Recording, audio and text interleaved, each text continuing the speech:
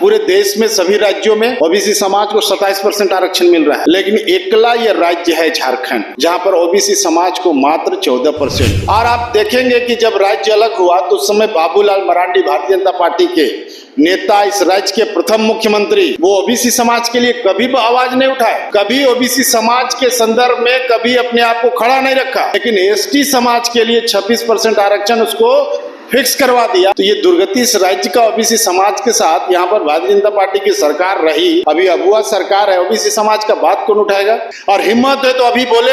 अभी राज्य में आप अगर किसी को प्रदेश अध्यक्ष बना दे रहे हैं, किसी को कार्यकारी अध्यक्ष बना दे रहे हैं ओबीसी समाज को, तो ओबीसी समाज को उससे भला हो जाएगा क्या?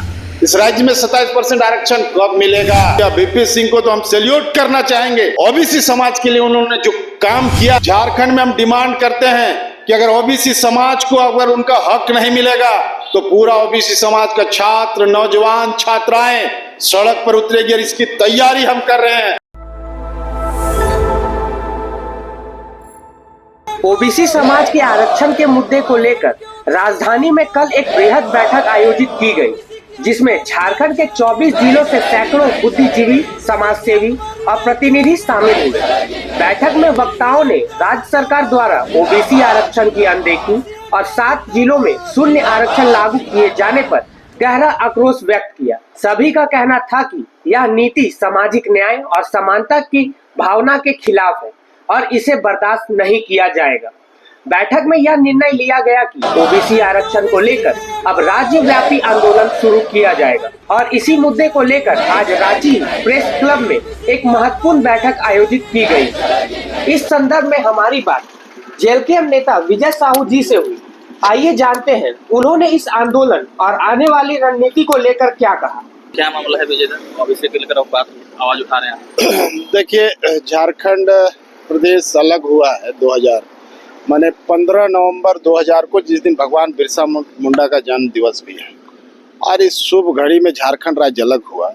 अलग होने के बाद लगभग 25 साल, पूरी 25 साल हो गया।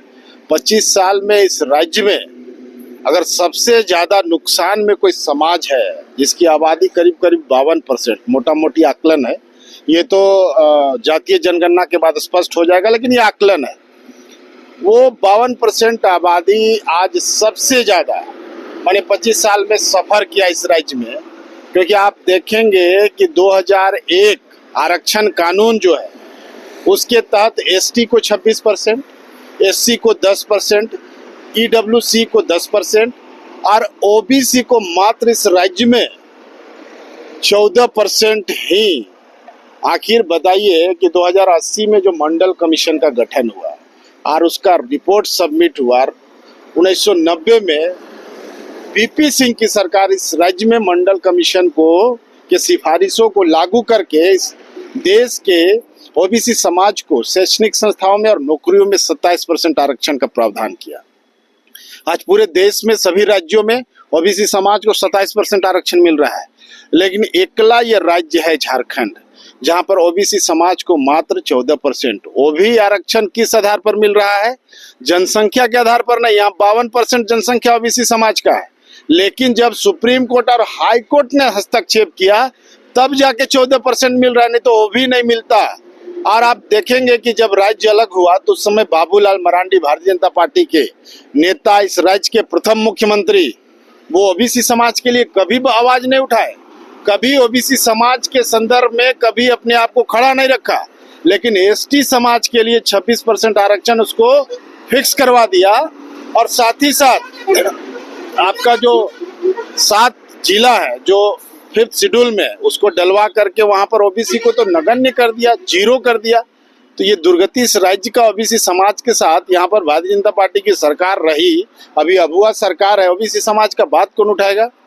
और ओबीसी समाज के लोगों को केवल वोट बैंक की राजनीति भारतीय जनता पार्टी, उनके लोगों को अगर पद देना है तो पार्टी में पद दे देंगे, लेकिन वहां ओबीसी समाज यहाँ पर जो नुकसान झेल रहा है उस पर भारतीय जनता पार्टी आज तक क्यों नहीं सवाल उठाया? मैं दावा करता हूं कि भारतीय जनता पार्टी का एक भी नेता ओबीसी समाज को झारखंड में 27% आरक्षण मिले इस सवाल पर मुखर होकर बोला होगा तो, और हिम्मत है तो अभी बोले। अभी राज्य में आप अगर किसी को प्रदेश अध्यक्ष बना दे रहे हैं, किसी को कार्यकारी अध्यक्ष बना दे रहे हैं ओबीसी समाज को, तो ओबीसी समाज को उससे भला हो जाएगा क्या? इस राज्य में 27% आरक्षण कब मिलेगा? सबसे बड़ा सवाल है।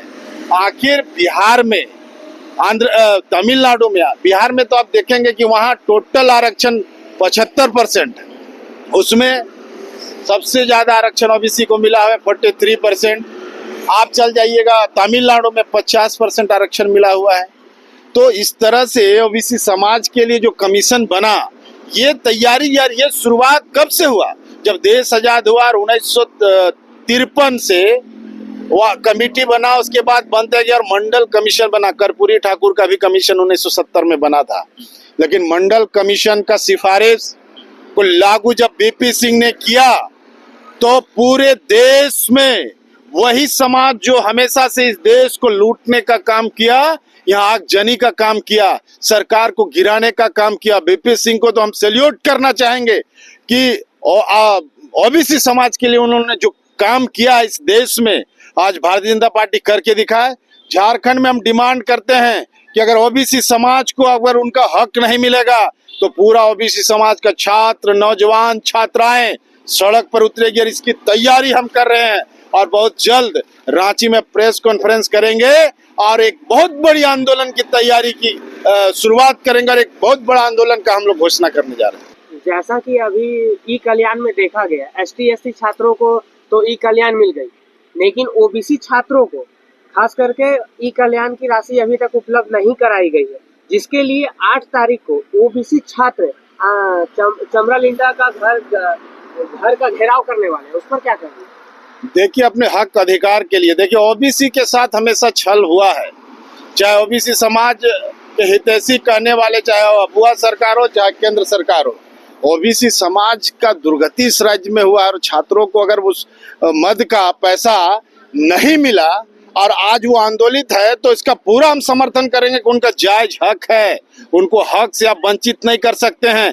आपने तो 5th शेड्यूल के तहत 7 जिलों में ओबीसी समाज को बर्बाद कर दिया। ना वो मुखिया लड़ सकते हैं, ना पंचायत समिति लड़ सकते हैं, ना 3rd ग्रेड 4th ग्रेड में नौकरियां नहीं। ये तो बाबूलाल मरांडी और भारतीय जनता पार्टी के समय ही हुआ।